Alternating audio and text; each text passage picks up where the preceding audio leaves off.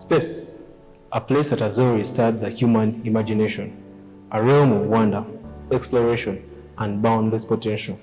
And at the very center of human activity in space, over the past 25 years stands one of our greatest engineering achievements, the International Space Station, or call it ISS. It serves as a unique microgravity laboratory and orbital platform for scientific research, technology testing, international collaboration, and long-duration human spaceflight.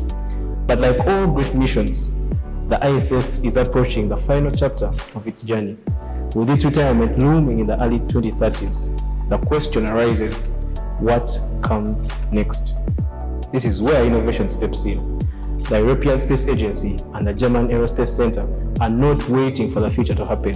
They are building it, and they are doing it with young minds from around the world. That's why I was beyond honored to be one of the 40 participants selected from over 200 applicants across 44 countries to attend the Space Station Design Workshop 2023, held at the University of Stuttgart in Germany. This workshop, organized by the German Aerospace Center and the Institute of Space Systems, was a week-long deep dive into one of the most complex challenges in aerospace, designing a next-generation manned platform to succeed the International Space Station, one that supports science, industry, and even art in orbit.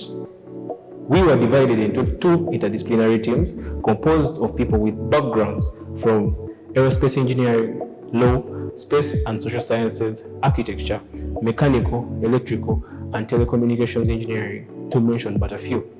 Each team was tasked with developing a comprehensive design concept for a post-ISS space station, a permanent orbital habitat for at least 10 astronauts. Our mission: to build a station that is modular, safe, semi-autonomous, and able to support not only scientific research, but also large-scale manufacturing and even cultural exploration through space-based art. Our teams tackled core design elements like launch and landing logistics between Earth and the Moon, sustainable energy supply and storage, in-space manufacturing and modular assembly, life support for permanent human habitation, and efficient systems for maintenance, recycling, and long-term autonomy. The proposed space station had several subsystems, each led by dedicated participants. I personally led the electrical power system, one of the most vital parts of the entire station. The electrical power system is the beating heart of the station, responsible for generating, storing, and distributing electrical energy to all the other subsystems, from life support and propulsion to communication and robotics. The requirement was for an EPS that is able to provide an average power of 222 kilowatts for at least 15 years and have sufficient storage to support eclipse phases of up to 34 minutes. I worked on the sizing of the solar array system based on the power needs of all the other subsystems. For energy generation, we selected gallium arsenide solar cells due to their 34% efficiency and resilience in space.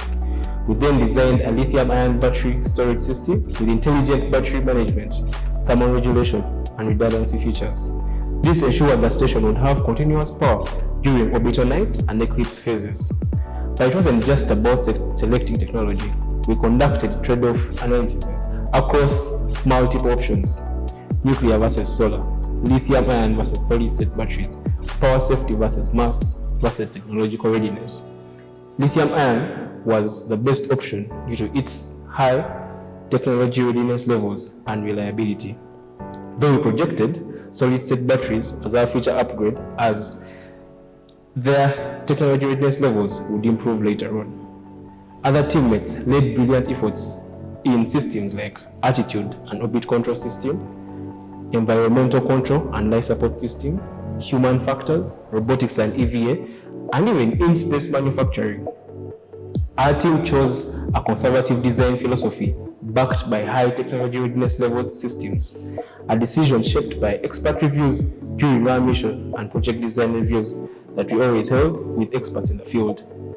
Our final design proposed a modular station with scalable energy, dedicated science and manufacturing and art modules, and a vision for Earth-independent operations using both terrestrial and lunar resources. We even proposed a unique art module aimed at unlocking a new dimension of space exploration through creative expression and storytelling. At the end of the day, the workshop wasn't just about design. It was about vision, collaboration, the blending of cultures, disciplines, and dreams. It was a testament to what the humankind is capable of when it chooses to work together. I am grateful to the German Aerospace Center, the Institute of Space Systems, and the incredible organizers and experts who guided us through this journey. And finally, I want to thank NileOrbital Aerospace, the sponsors in Uganda, for believing in me and the future of space in Africa.